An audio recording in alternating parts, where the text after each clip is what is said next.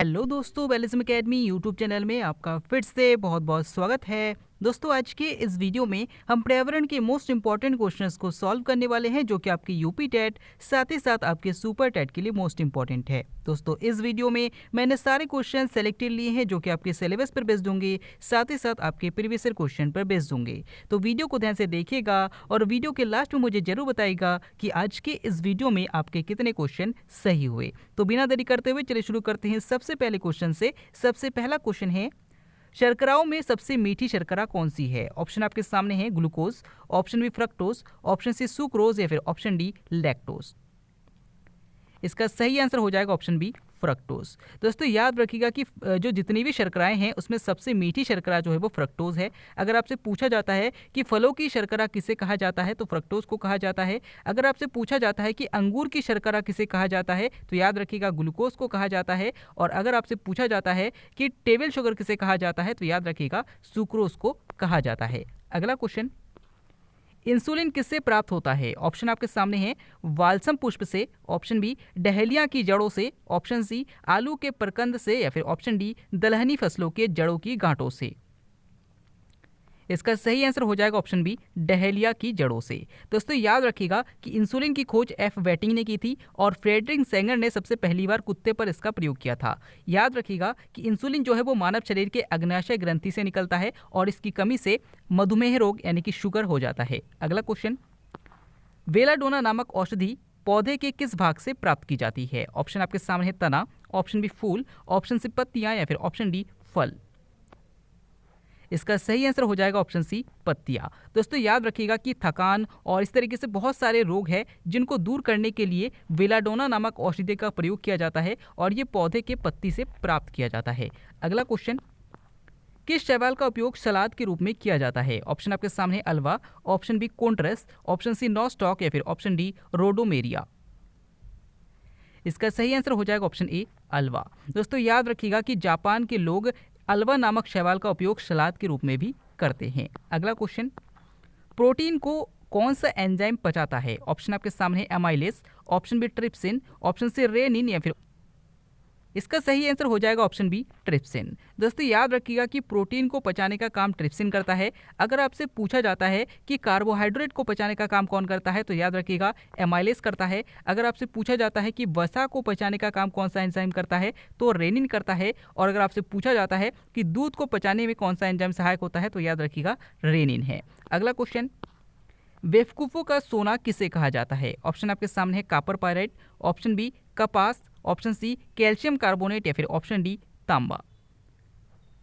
इसका सही आंसर हो जाएगा ऑप्शन ए कॉपर पायराइट। दोस्तों, याद रखिएगा कि कॉपर पायराइट को बेवकूफ़ों का सोना या फिर झूठा सोना भी कहा जाता है। अगला क्वेश्चन, किस ग्रह के उपग्रह नहीं है? ऑप्शन आपके सामने है शुक्र, ऑप्शन बी बुध, ऑप्शन सी दोनों या फिर ऑप्शन डी इनमें से कोई नहीं। इसका सही आंसर हो जाएगा ऑप्शन सी दोनों। दोस्तों, याद रखिएगा कि जो सौर मंडल में दो ग्रह हैं यानी कि बुध ग्रह और शुक्र ग्रह, इनका कोई भी उपग्रह नहीं है। अगर आपसे पूछा जाता है कि सौर मंडल में सबसे छोटा ग्रह कौन सा है तो बुध है। अगला क्वेश्चन, सोना को किसमें घोला जा सकता है? ऑप्शन आपके सामने है वुड स्प्रिट, ऑप्शन बी अम्लराज, ऑप्शन सी सिल्वर आयोडाइड या फिर option D milk of magnesia. इसका सही आंसर हो जाएगा ऑप्शन बी अम्लराज। दोस्तों, याद रखिएगा कि 3 हाइड्रोक्लोरिक अम्ल के अणु और इसके साथ साथ HNO3 यानी कि नाइट्रिक अम्ल को मिलाने पर क्या बनता है? अम्लराज बनता है। तो याद रखिएगा कि इसी अम्लराज में सोना को घोला जा सकता है। अगर आपसे पूछा जाता है कि वुड स्प्रिट किसे कहा जाता है तो याद रखिएगा मेथिल अल्कोहल को वुड स्प्रिट कहा जाता है। सिल्वर आयोडाइड का प्रयोग कृत्रिम वर्षा कराने में प्रयोग किया जाता है। और मिल्क ऑफ मैग्नीशिया किसे कहा जाता है तो याद रखिएगा कि मैग्नीशियम हाइड्रोक्साइड को मिल्क ऑफ मैग्नीशिया भी कहा जाता है। अगला क्वेश्चन, बादलों पर किस रसायन का छिड़काव कर कृत्रिम वर्षा की जाती है? ऑप्शन आपके सामने है methyl alcohol, option B silver iodide, option C sulphuric अम्ल या फिर ऑप्शन डी सिल्वर क्लोराइड। इसका सही आंसर हो जाएगा ऑप्शन बी सिल्वर आयोडाइड। दोस्तों, इससे पहले वाले क्वेश्चन में इसका आंसर मैंने बता दिया था कि बादलों पर किस रसायन का छिड़काव किया जाता है जिससे आर्टिफिशियल तरीके से बरसात की जा सकती है तो सिल्वर आयोडाइड का प्रयोग किया जाता है। अगला क्वेश्चन, प्रोटीन के विघटन से क्या निर्मित होता है? ऑप्शन आपके सामने ग्लूकोज, ऑप्शन बी अमीनो अम्ल, ऑप्शन सी सेलुलोज या फिर ऑप्शन डी सैलिक अम्ल। इसका सही आंसर हो जाएगा ऑप्शन बी अमीनो अम्ल। दोस्तों याद रखिएगा कि जो प्रोटीन है वो अमीनो अम्ल के बहुलक होते हैं, यानी कि जैसे आपने एक लड्डू देखा होगा तो ये बहुत सारे बूंदी से मिलकर बना है। तो ये जो बूंदी बहुत सारे हैं इनको अलग अलग करेंगे तो इन्हें हम क्या कहेंगे, इन्हें हम बूंदी कहेंगे, और इकट्ठा कर देंगे तो इसे हम लड्डू कहेंगे। उसी तरीके से बहुत सारे अमीनो अम्ल को जोड़ने पर एक प्रोटीन का अणु बनता है। तो याद रखिएगा, इंपॉर्टेंट है। अगला क्वेश्चन, मेरी कल्चर में किसका उत्पादन किया जाता है? ऑप्शन आपके सामने है, वृक्षों तथा झाड़ियों का, ऑप्शन बी समुद्री जीवों का, ऑप्शन सी मधुमक्खियों का, या फिर ऑप्शन डी फलों का। इसका सही आंसर हो जाएगा ऑप्शन बी समुद्री जीवों का। दोस्तों याद रखिएगा कि समुद्री जीवों का उत्पादन मेरी कल्चर के अंतर्गत किया जाता है। अगर आपसे पूछा जाता है कि वृक्षों तथा झाड़ियों का अध्ययन किसके अंतर्गत किया जाता है तो डेंड्रोलॉजी के अंतर्गत किया जाता है। अगर आपसे पूछा जाता है कि मधुमक्खियों का अध्ययन किसके अंतर्गत किया जाता है तो एपी कल्चर के अंतर्गत किया जाता है। और फलों का अध्ययन किसके अंतर्गत किया जाता है तो याद रखिएगा पोमोलॉजी के अंतर्गत किया जाता है। अगला क्वेश्चन, कृत्रिम सिल्क किसे कहा जाता है? ऑप्शन आपके सामने है, कपास, ऑप्शन बी रेशम, ऑप्शन सी रेयॉन, या फिर ऑप्शन डी आइसोप्रेन। इसका सही आंसर हो जाएगा ऑप्शन सी रेयॉन। दोस्तों याद रखिएगा कि जब सेलुलोज से रेशा बनाया जाता है तो उसे हम रेयॉन कहते हैं और इसे कृत्रिम सिल्क के नाम से भी जाना जाता है। तो याद रखिएगा। अगला क्वेश्चन, अनाज की रानी किसे कहा जाता है? ऑप्शन आपके सामने है, मक्का, ऑप्शन बी इलायची, ऑप्शन सी गेहूं, या फिर ऑप्शन डी चावल। इसका सही आंसर हो जाएगा ऑप्शन ए मक्का। दोस्तों याद रखिएगा कि अनाज की रानी मक्का को कहा जाता है और मसालों की रानी इलायची को कहा जाता है। अगर आपसे पूछा जाता है कि मसालों का राज्य किसे कहा जाता है तो याद रखिएगा केरल को कहा जाता है। अगला क्वेश्चन, रेशम के कीड़ों को क्या कहा जाता है? ऑप्शन आपके सामने pupa, option B maggot, option C cocoon, या फिर ऑप्शन डी हैचलिंग। इसका सही आंसर हो जाएगा ऑप्शन सी कोकून। दोस्तों याद रखिएगा कि रेशम कीट पालन सेरीकल्चर कहलाता है और इनके कीड़ों को कोकून कहा जाता है। अगर आपसे पूछा जाता है कि रेशम कीट का पालन किस वृक्ष पर किया जाता है तो शहतूत के वृक्ष पर किया जाता है।